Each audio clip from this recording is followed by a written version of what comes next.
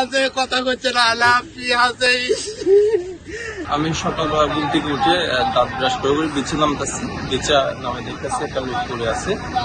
আমার পার্শ্ববর্তী ভাইয়েরা পানিতে দেখার পরে উপরে তোলার পর আমি আসি দেখে দিই উনি কালকে যে ব্যক্তিটা হারিয়ে গেছিল ওনার মতো লাগতেছে। তো আমি কি বললাম, আমার সুপারভাইজার ইসলাম ভাই কল দিয়ে ওনাকে দেখি এখানে উপস্থিত করা দেখি যে ওই ওনার ছবি নিয়ে একই।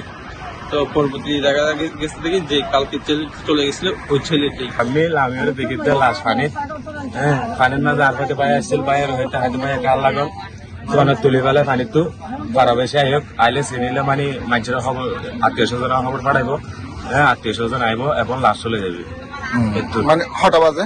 প্রায় হলো তো না 6:10 দিকে আমরা খবর পেয়েছি আমাদের সিসিএফ লাইফ গার্ডের সদস্য রুহুল আমিনের মাধ্যমে একটি মরদেহ ভেসে আসছে সুমতিপাড়ার এই 1 নম্বর ওয়ার্ডে। আমি তখন বুড়ে আমি গিয়া থেকে সকালপুর নিয়ে নেমেছিলাম, মন মানছিল না আসলে কোথায় যেতে পারে সেই ধারণা থেকে। তখনই হচ্ছে আমাদের লাইফ গার্ড থেকে ফোনটি আসার পরে আমি ঘটনাস্থলে আসি। এখন আমি এখানে উপস্থিত আছি ঘটনাস্থলে। এসে দেখি যেই ছেলেটি গিয়া থেকে লাবণী থেকে কালকে 3:30 সময় হারিয়ে গিয়েছিল, ওই ছেলেটির সাথে ছবির সাথে আমরা ম্যাচ করেছি। এখানে যারা প্রত্যক্ষদর্শী আছে বা যারা দেখেছে তারা সহ মিলিয়েছি যে আসলে এটা লাশ, এই যে হারিয়ে যাওয়া যে লাশ লাবণী থেকে পর্যটকের।